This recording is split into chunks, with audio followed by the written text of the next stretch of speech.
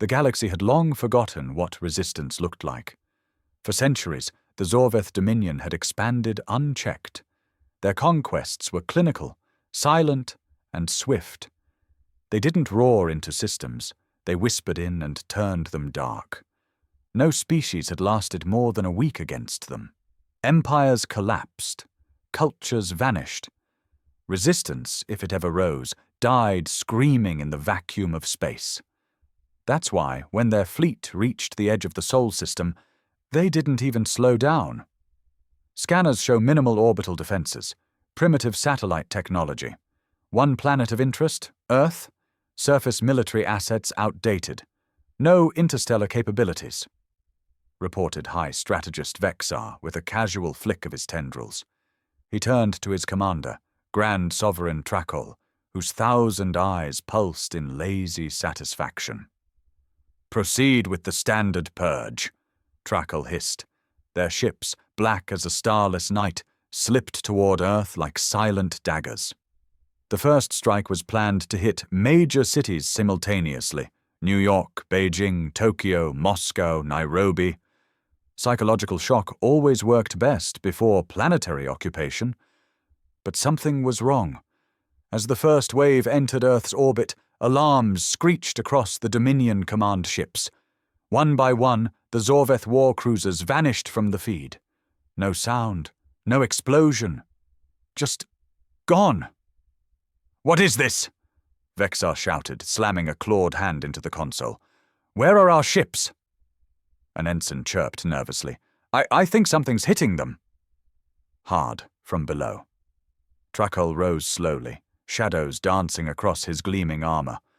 "Below? You mean from the planet?" "No," the ensign whispered, eyes wide with fear. "From above." That's when they saw it. A burning slash tore across the sky above Earth, lighting up space like the inside of a star. It was massive. A ship, human in design, but unlike anything seen before. Black hull, crimson glow, and on its side, glowing letters in an ancient Terran language. USV Retribution. What kind of ship is that?" Vexar stammered. "Humans are still crawling through their own atmosphere." A voice broke through the Dominion's transmission feed, calm, cold, human. "This is Commander Lee of the USV Retribution. You have violated Terran space. You have attacked our home, and for that, there will be no mercy." Then the fire came. Beams of light, faster than any Dominion tech had ever tracked, tore through Zorgath warships like tissue. Their shields didn't matter. Their stealth didn't matter. Even their most elite cruisers were incinerated in moments.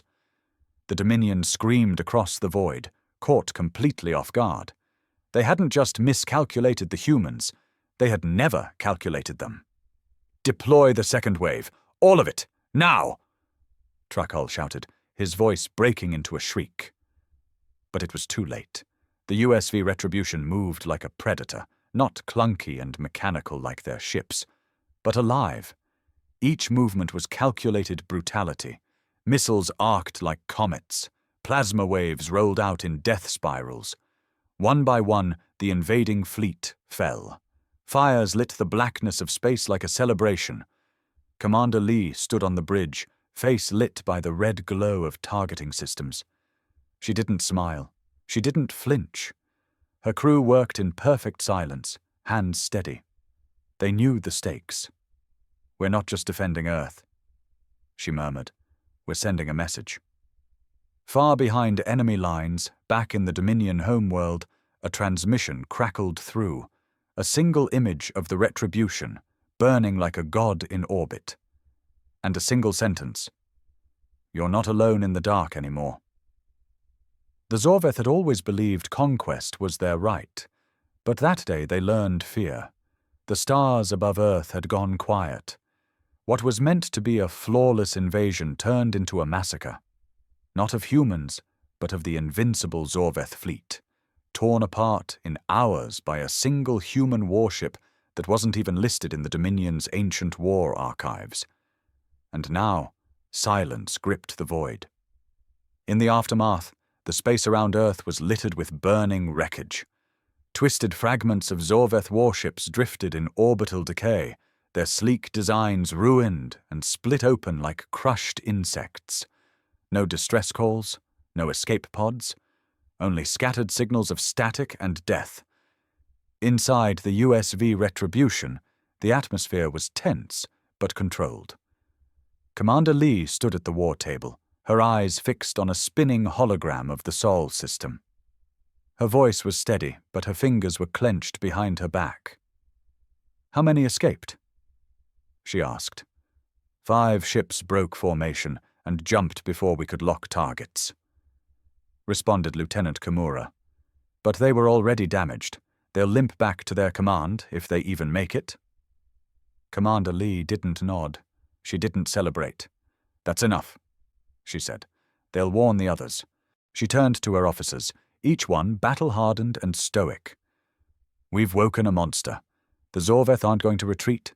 They're going to retaliate. They'll send everything next time." "So we hit first?" Kimura asked. Lee shook her head. "Number, we prepare Earth." 3 days later, Earth's leaders met for the first time in nearly a century. Not through diplomacy, but through desperation.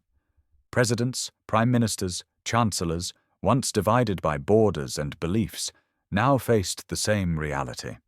They had just survived the first contact with something not only alien, but hostile. And if not for one ship, Earth would have become a graveyard. The location of the meeting was buried deep beneath Iceland, in an old NATO stronghold called Glacier Point. Lee stood before them, still in her black operations uniform. The room smelled of recycled air and tension. "This isn't a war Earth asked for," she began. "But it's one we're in now. The Zorgath won't treat this like a setback. They'll treat this like a humiliation. They've never lost before." The French Prime Minister leaned forward. "Where did that ship come from, Commander?" "That technology. It's decades, no, centuries ahead of what we've developed." Lee stared at him for a moment. Then she sighed. "It didn't come from any nation. It came from Project Ember, a global black site buried so deep we pretended it didn't exist. Hidden funding, rogue scientists, military minds who disappeared from the public. For 30 years, they've been building humanity's last line of defense in case we weren't alone." "And you're telling us that you've known this was coming?" the Chinese ambassador asked, voice rising. "No," Lee said. "We didn't know who would come, but we knew something would. The signals out in deep space, the ancient ruins on Mars, the shift in radiostatic from the Andromeda Gate. It was all a warning. We've just been too busy fighting each other to see it." The room fell into stunned silence. Then the Russian general muttered, "And now?" "Now," Lee said, her voice sharp, "we put everything aside. Borders, flags, old grudges, because we either stand together or we burn separately. The Zorgath will be back, and next time they won't just aim for cities, they'll crack the planet open. Meanwhile, in the deepest corners of Zorgath space, the Grand Sovereign stood silent in his obsidian chamber.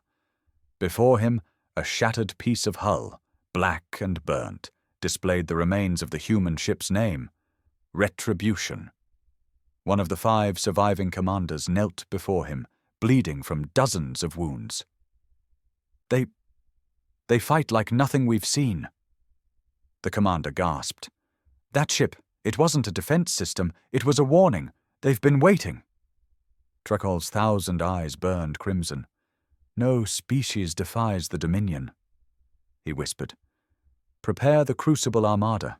Not a fleet, not a raid. Extinction."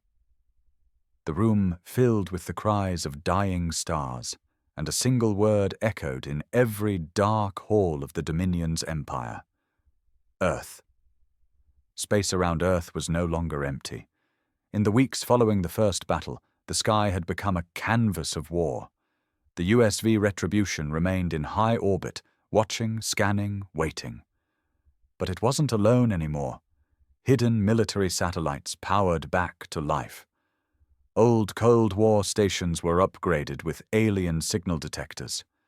Nations once enemies now traded blueprints, code, weapons, anything that could be used to make humanity look less like prey. But for all the activity on the surface, fear had sunk in deep. People weren't sure whether to cheer or panic. News of the retribution's stand had spread fast, but so did reports of what the Zorgath were, what they had done to other worlds, glimpses of cities turned to glass, moons stripped for resources, entire civilizations erased without a trace. Earth knew the first attack had been a test. The second would be the real war.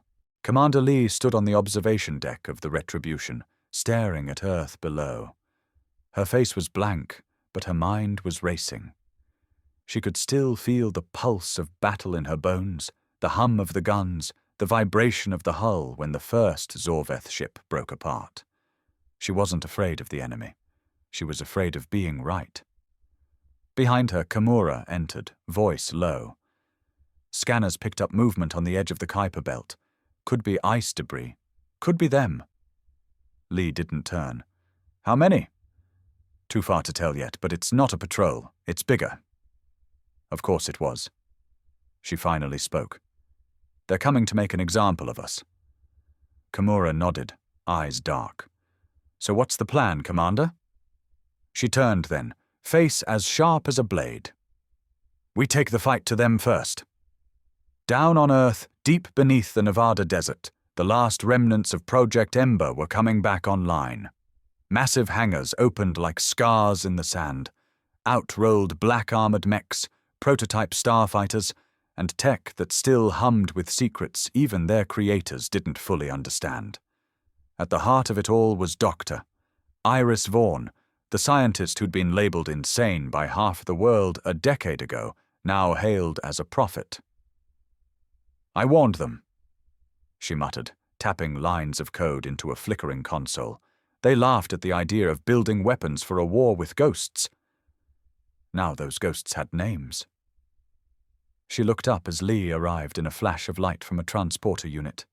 No words, just a hard nod between old colleagues. I want the new class of interceptors online in 5 days, Lee said. You'll have them in 3. Vaughn replied, not even blinking. But that's not what you came here to ask, is it? Lee glanced around. The beacon. Is it ready? Dr. Vaughn's expression tightened. You know using it could expose us to more than just the Zorgath. I know, Lee said quietly. But if there's anyone else out there, any species that's ever fought back and survived, we need them now. Earth can't win this alone. Far beyond the solar system, a dark fleet moved through the void like a swarm of metal wasps. The Crucible Armada. It wasn't just warships this time. These were extinction vessels, city-sized constructs capable of reshaping planets into tombs. They didn't fly. They consumed. At the center of it all sat the command ship Vraxithel, a thing of screaming engines and black light. Grand Sovereign Trakal sat on his throne of bone and steel, receiving the latest reports. Humanity is preparing. One of his advisors whispered. Good. Trakal hissed. Let them. Their hope will make their fall sweeter. He leaned forward, clawed hands folding. We will burn their skies, break their spirit, and when their last breath leaves them, I will carve the name Earth from every star map in the galaxy. Back on Earth, the beacon activated. It was ancient tech, scavenged from deep Martian caverns decades ago and hidden from every government. No one knew who built it. Not even Dr. Vaughn. It pulsed now, sending out a signal in a frequency that didn't exist on any human scale. Not sound, not light, something else. The message was simple. Humanity is under siege. If you have ever fought the Zorgath and lived, respond. For hours there was silence. Then a single ping. Coordinates. a language Earth didn't recognize, and a message translated in the simplest possible words. "We remember fire. We remember defiance. We will come." In the silence of space, something stirred. It wasn't a fleet. It wasn't a weapon. It was a presence. The moment the beacon transmitted, a ripple had spread out through dimensions humanity barely understood. Across dead systems and forgotten battlefields, something old had heard the cry. And now they were answering. Back aboard the Retribution, Commander Lee stood with her command staff as the decrypted transmission played again. "We remember fire. We remember defiance. We will come." The room was thick with quiet disbelief. Captain Elric, the ship's tactical analyst, frowned hard.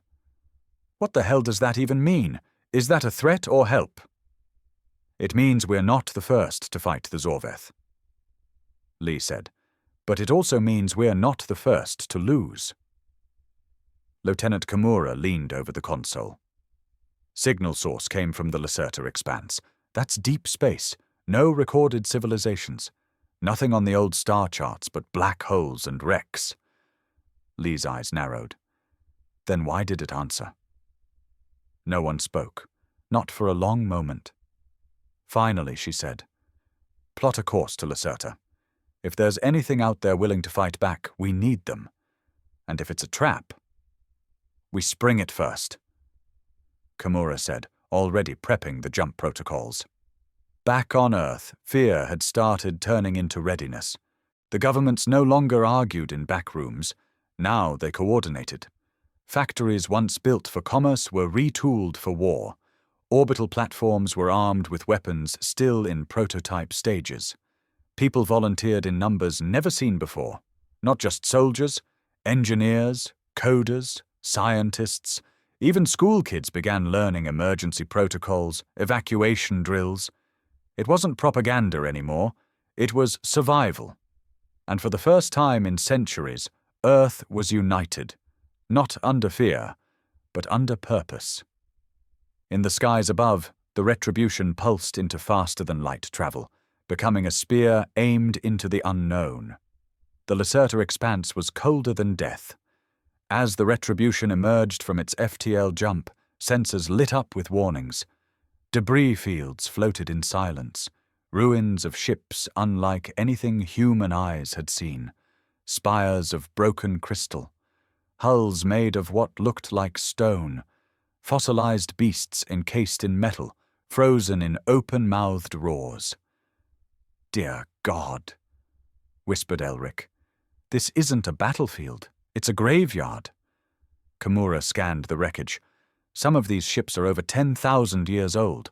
The Zorgath have been at this longer than we ever imagined. Lee said nothing. Then the proximity alert screamed. A ship materialized out of nothing. No flash, no sound, just presence. It was sleek and alien, curved like a blade of smoke and light. It hovered in silence before them. Weapon systems locked automatically. Kimura's fingers hovered above the fire command. "Wait," Lee ordered. The alien ship sent a transmission. Not words. Memory. Suddenly, the Retribution's bridge crew saw it. Flashes of wars fought in galaxies beyond the edge of known space. They saw other species, other worlds, all of them consumed by the Zorgath. But one race fought differently. Small, desperate, violent, human. The vision ended. Then the message came again, in translated English. "You burn like we did. You strike without gods. We will follow." Back in the heart of the Dominion, the Crucible Armada continued its path toward Sol. But something had changed. A new report filtered through the ranks. "Unknown ship detected in the Lacerta region. Not human. Not ours." Trakel snarled. "They seek allies in the dark? Let them. There is no one left to help them." But his eyes flickered with something. Unease? He rose from his throne, his voice like rusted iron. "Increase the advance. I want Earth under our flag in one cycle." The Zorgath had never known fear. But deep in his chest, Trakal felt something unfamiliar stir. It was doubt. Meanwhile, back aboard the Retribution, the alien vessel began guiding them toward a derelict planet, barren, ash-covered, forgotten. It hovered above it, then sent one more message. This is where the last defiance began, and where it was buried. Lee stared down at the surface. "Get us a landing crew. I want to see what's left of the ones who resisted before us." The landing craft descended through layers of ash and electromagnetic interference that clawed at the Retribution's hull like whispers from the dead. The planet below was grey and lifeless, its skies thick with static storms that raged in slow spirals. Whatever had lived here was gone, burned out of time, buried under a war no history remembered. Commander Lee sat strapped in beside her team as the shuttle shook under atmospheric turbulence. Kimura piloted them with surgical calm, her hands steady even as lightning arced across the windshield. "This place feels wrong," muttered Elric from behind. "Like the planet itself remembers being destroyed." Lee didn't respond. Her eyes were locked on the data feed being projected from the alien ship overhead. Coordinates, subsurface structures, power signatures, faint but still there. "They didn't erase this place," she finally said. "They buried it. There's a difference." The shuttle touched down on blackened stone, its landing pads kicking up clouds of fine, glittering dust. It didn't fall back down like normal dust should. It floated, hung in the air like memory. The hatch opened, and the team stepped into silence. Everything around them was dead, but not natural death. This was engineered, deliberate. The ruins ahead weren't collapsed. They'd been melted. Towering spires once carved with alien script now stood like charred bones jutting from a battlefield. Kimura activated her scanner. "Still getting a power source under us, 50 meters down." "Start digging," Lee ordered. "We're not here to mourn. We're here to learn how they fought and how they lost." An hour later, the team uncovered a massive obsidian door buried under a landslide of ash and metal. It bore a single symbol, etched into the rock so deeply that even the Zorvath's cleansing fire hadn't erased it. A hand, 5 fingers, spread wide in defiance. Human-like. Lee stared at it for a long moment. "This wasn't their world?" she whispered. "This was one of ours." Kimura blinked. "Impossible. There's no record of human colonies this far out. We haven't even been past the Kuiper Belt until now.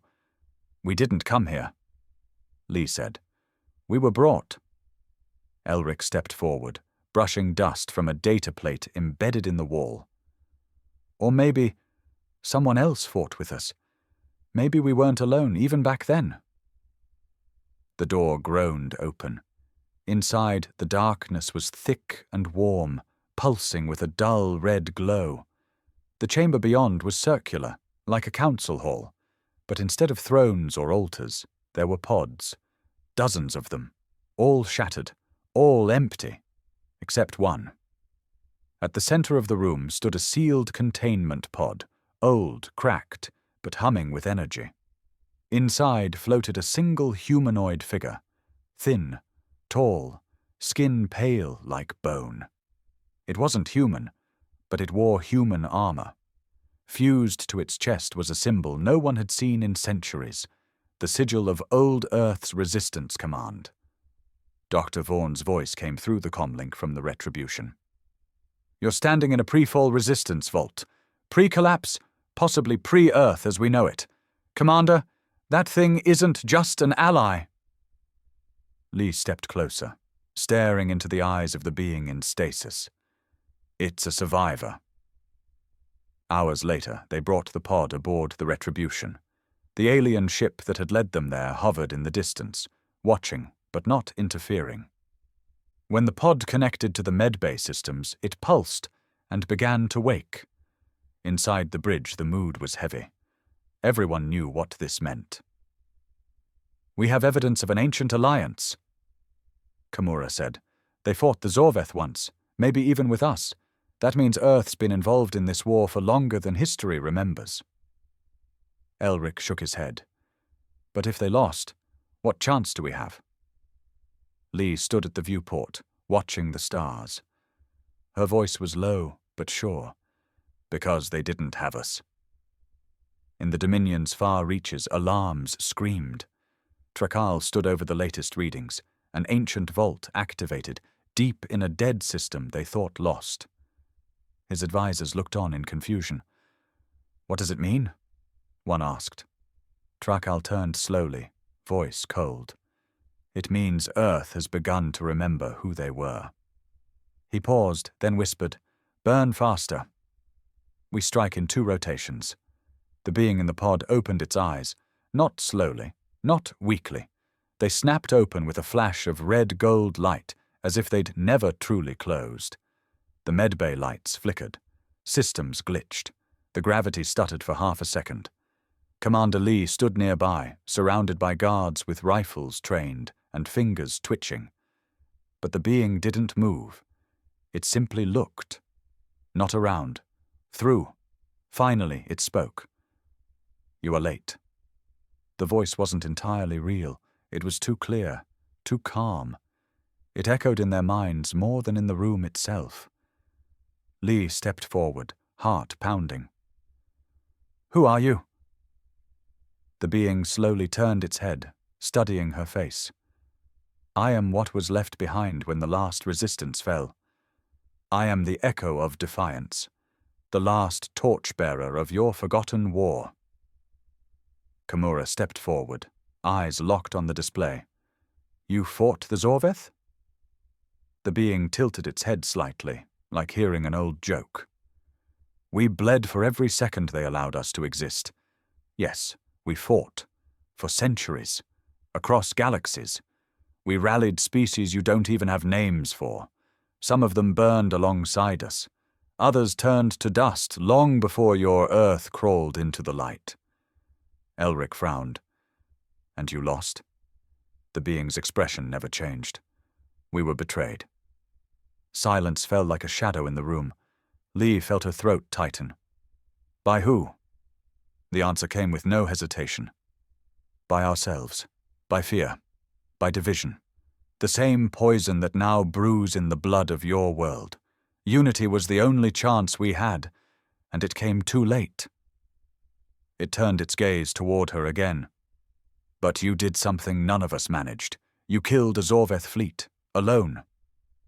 "That was just survival," Lee said. "No," the being replied. "That was a statement." Later, in the war room, Lee stood beside the ancient being, now walking freely, clothed in a hybrid suit of old resistance armor and modern materials. The rest of the command watched, unsure whether to salute or shoot.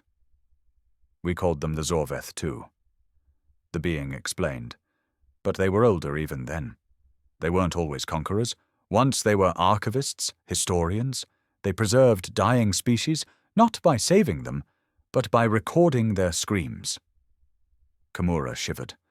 "That's twisted. They believe entropy is a truth to be worshipped. They see war as nature's cleansing fire. They conquer not for resources, but to end stories. Permanently." Lee stepped forward. "Then we make sure our story doesn't end." The being gave a faint smile, the first trace of emotion on its otherwise cold face. "You already have." It gestured toward the galactic map on the screen. "When you answered the beacon, others felt it. Some still slumber in hiding. Others watch from shadows. If they believe you can stand, they will come. But they will not follow the flag of Earth. They will follow defiance." Lee nodded. "Then we give them a reason." In orbit, Earth's transformation accelerated. The retribution now acted as the center of a growing fleet. More ships were launched from Moonbase Halcyon. Mars reactivated its deep bunkers, long considered too costly to maintain. Even Europa's icy shell was breached to bring power to a forgotten station built in secret. The Zorgath were coming. And now, Earth would meet them not as a planet, but as a resistance. Across civilian networks, a new emblem spread like wildfire, a hand with 5 fingers, wide and proud. The symbol from the vault. No government created it, no military endorsed it, but people everywhere wore it, drew it, etched it on walls. It became a wordless promise. We remember, in Dominion space, the Crucible Armada approached the edge of Sol. Trakal stood on his war throne, watching the final calculations appear on the display. His captains, surrounding him in a half-circle, hissed softly in anticipation. "Earth will resist," one warned. "They always resist," Trakal said, smiling with all his fangs. "Then they beg." He raised a clawed hand. "Burn their moon, crack their oceans, make their defiance a curse they pass to their children, if they have any left."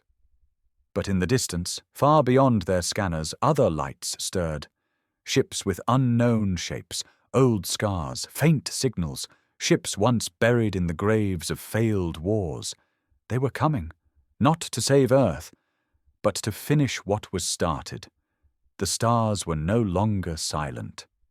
Far beyond the edge of Earth's solar system, space began to ripple with strange arrivals.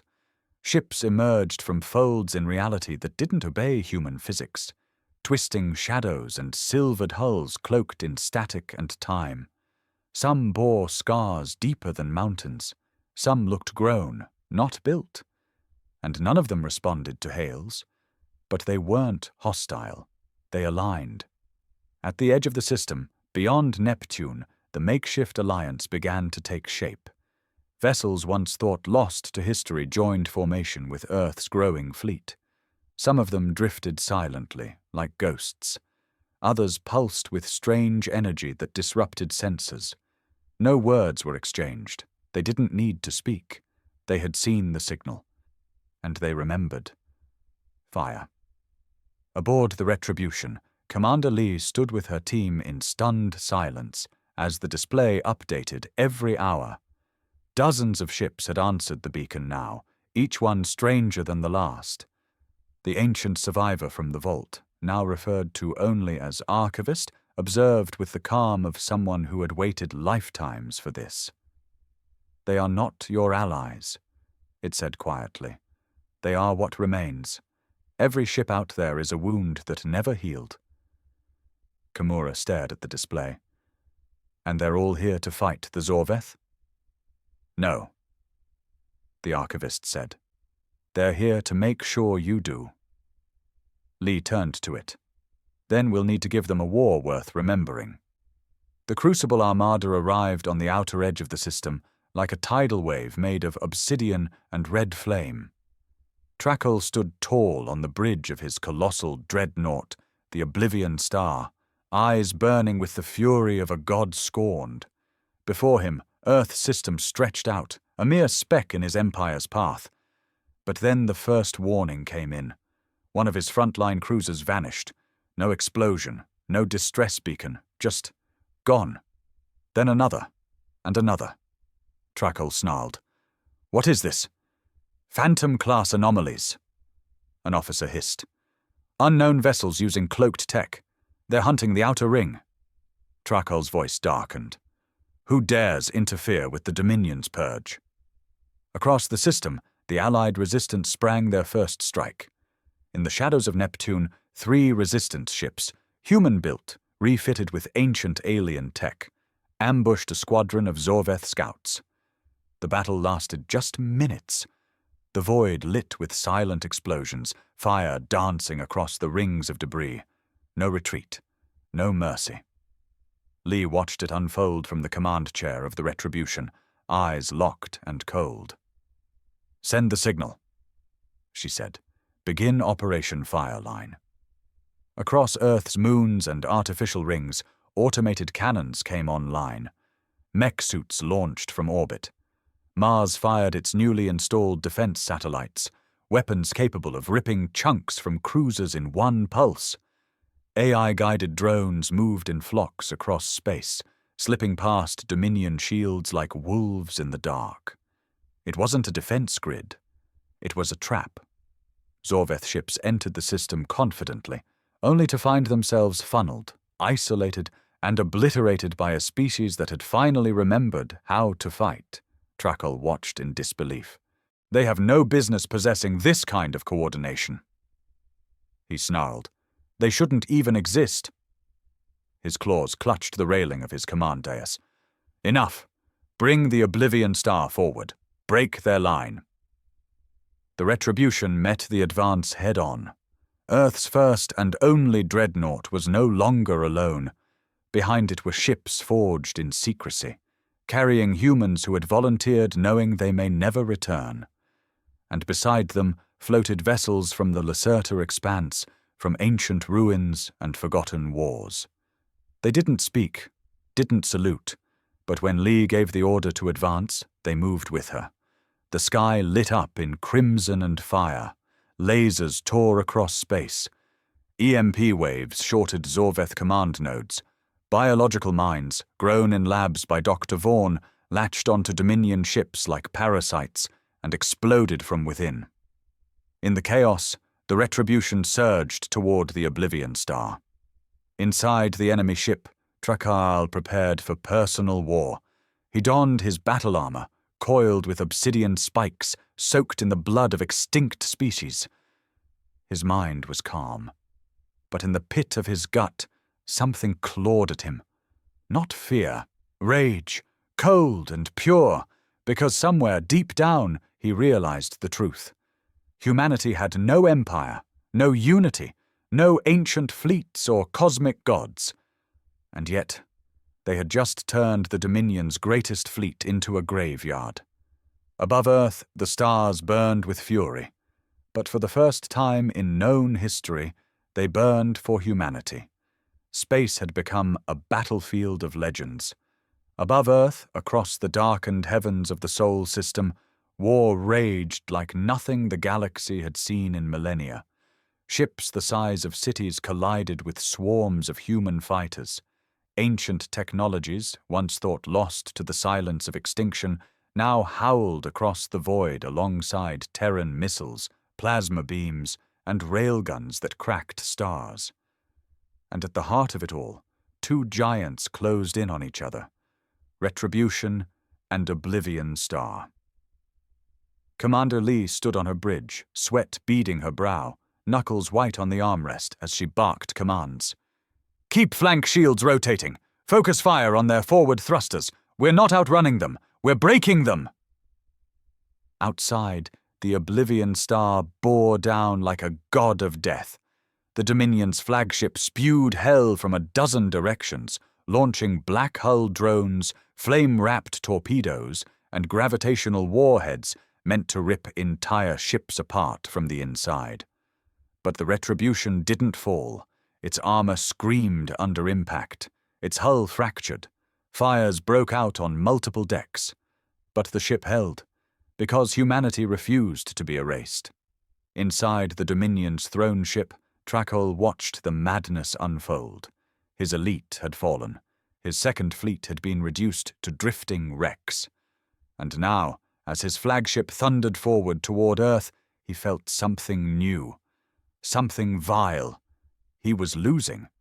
He roared, slamming a fist through his command table. Bring me to their leader. If I can't burn their world, I'll tear the heart from their defiance myself. He stormed toward the drop pods, his armor glinting in crimson light. Commander Lee stood ready. The Retribution had launched counterboarding measures, but Trakel was coming regardless. Not through diplomacy, not through technology, but the old way, face to face. Her team waited in the lower hangar, surrounded by fallen Zorgath, the air thick with smoke and the sharp buzz of alarms. Kimura stood beside her, wounded but unyielding, and Elric limped with a bandaged arm, rifle in hand. Then the pod crashed through the hull like a meteor. Steel screamed. A monster emerged. Trakel towered over them, black armor soaked in the blood of other worlds, claws dripping venom, eyes glowing with rage and disbelief. You! He snarled at Lee, stepping forward. A fragile thing. A nobody from a dying planet. You led this defiance?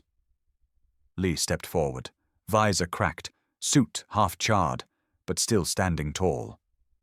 No, she said. We did. And she fired the first shot. The fight was brutal. Trakal moved like a force of nature, smashing through walls, tossing defenders like paper. His claws ripped through steel. His voice echoed with 100 victories. But Lee didn't break. She dodged, struck, bled, and came back harder. Kimura fought beside her until she collapsed. Elric emptied 2 magazines before Trakal flung him into a bulkhead. Still, Lee rose. 1 broken arm, 1 functional sidearm. She stared down a god and pulled the trigger again and again, even as he advanced. You're nothing, Trakal hissed. Your kind is weak, screaming animals pretending to be warriors. Lee coughed blood and smiled. And you made the mistake of cornering an animal. She dropped her weapon. Behind her, the containment chamber opened. Archivist stepped through, glowing, weaponized. You want to erase a species? It said, voice thunderous now, no longer soft and ancient. Then meet the memory you failed to bury. It struck. A pulse of light tore through the hangar. Trakal screamed as his armor melted, as his mind was flooded with echoes of the resistance he thought long dead. Every species he'd silenced now roared back through the Archivist's vengeance. And finally, with a sound like shattering bone and burning stars, Trakal fell. The Oblivion Star lost control. Human saboteurs had already gutted its engines. Resistance ships breached its core.